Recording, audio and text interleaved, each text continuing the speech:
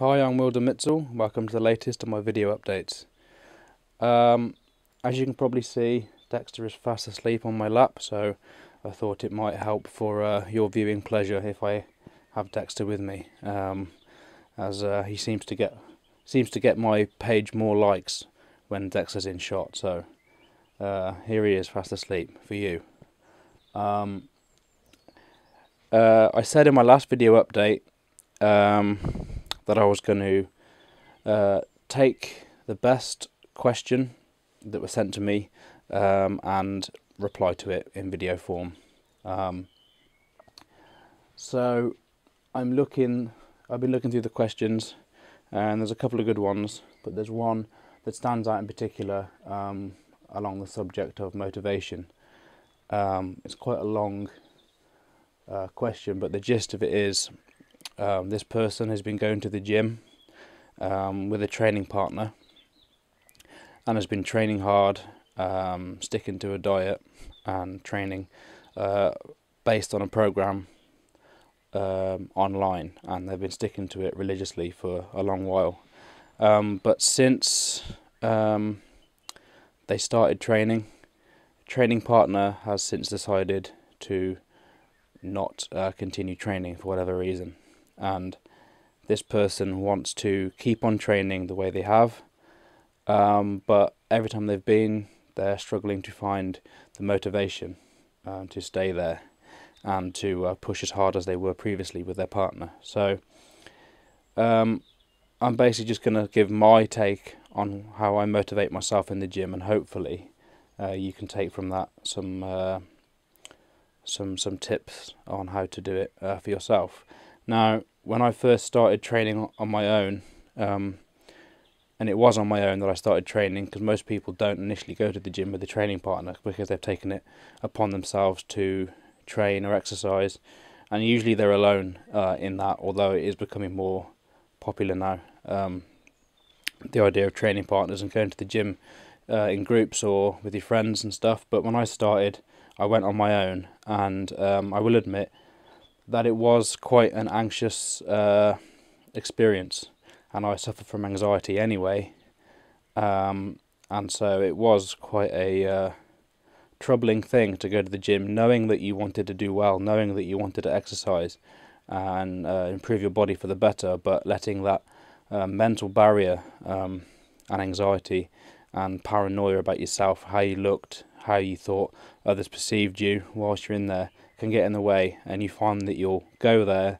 go through the motions, not really with your head in it properly because you're thinking about several other things, and you leave the gym in a hurry almost to get home because you just didn't feel like you belonged there. It's a common experience to feel something like that, and I've been through it, and I'd say probably most athletes have all been through that. So it's always easier to do something if someone else tells you to do it. So that's why having a training partner has obviously been beneficial to you, because there's someone else there that expects you to do something, and so you follow through with it because you almost feel like you're being told to do it in some respects. And that's for the same reason that many people prefer to work for a boss than maybe go out there and do something individual for themselves and become their own boss with their job.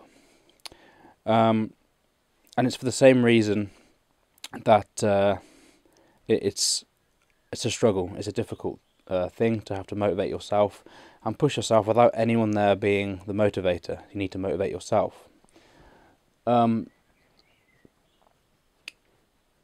Also,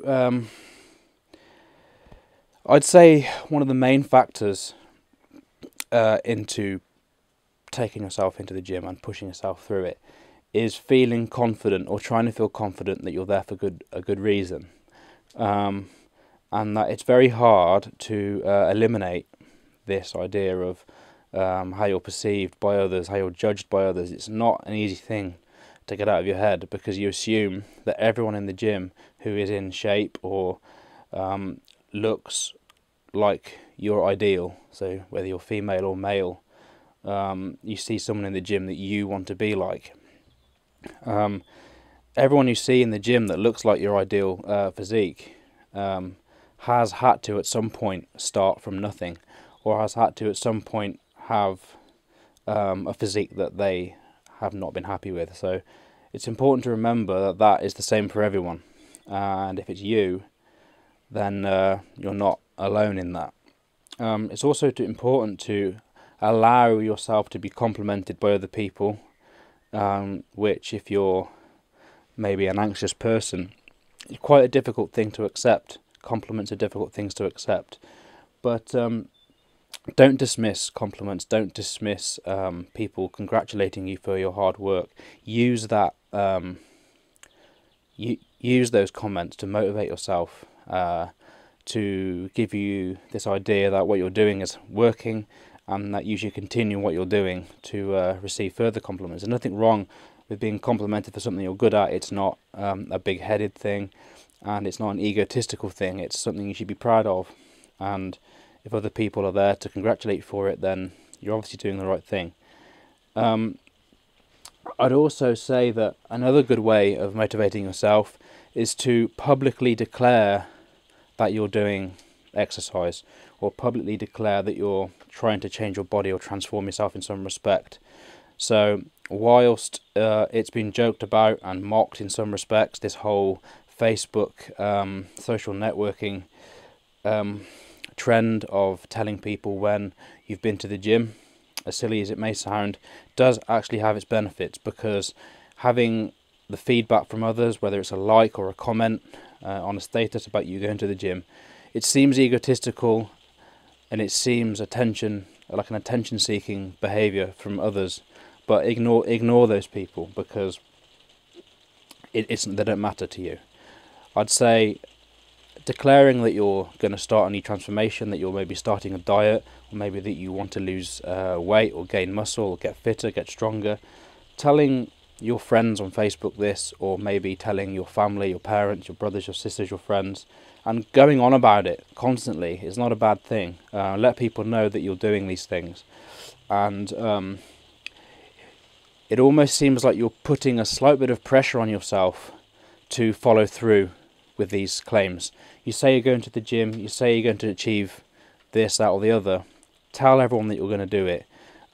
You'll find that you've kind of stated that you're going to do something, and now you need to follow through with it. Other people are relying on you to do those things. You say you're going to enter a bodybuilding competition.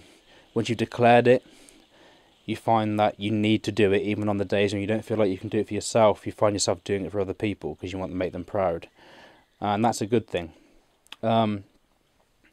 As for actually being in the gym and motivating yourself, once you actually get there, they say that, the effort is essentially just making the effort to get there. So once you're actually in the gym, that is the most difficult thing you can really do, is to leave the house, get in the gym, and apply what you know about training, put it into practice. Ignore, as I said before, ignore everyone around you. Immerse yourself into what feels like a bubble. Imagine no one else can see you. Listen to music on headphones. Really submerge yourself into your own little world. Forget outside noises, sounds. Try not to talk to people. Don't let people talk to you. That's why earphones are useful. People don't bother people wearing earphones. It seems like a kind of social impoliteness. So wear headphones even if you're not listening to music. Isolate yourself, if you're training on your own, that is. And really, really just try to shut out everything around you.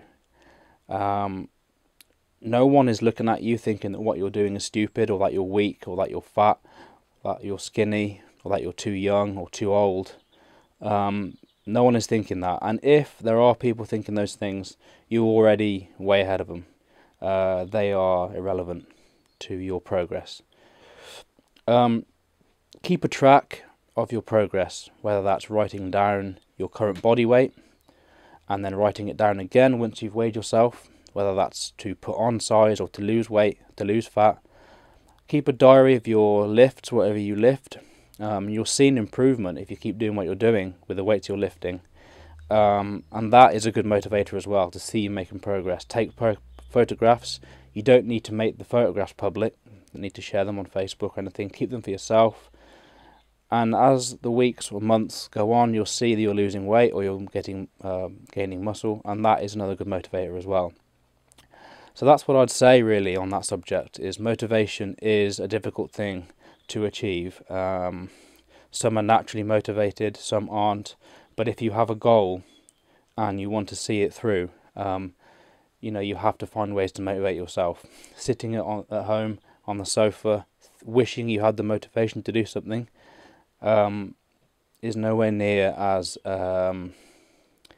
satisfying as actually just saying, I'm going to do it, I'm going to get up and do it. Once you've done it, it's done for that day. That's another thing. Once you get the workout done, like for today, for example, I knew I had to do cardio. I got up, I went, I did it, and now I can relax for the rest of the evening. I know that I've done that thing.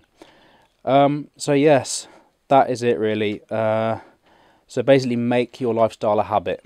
Don't make it a horrible thing to endure. Exercising, training, changing your body, changing your diet, it's not something that you should dislike. It's not a necessity.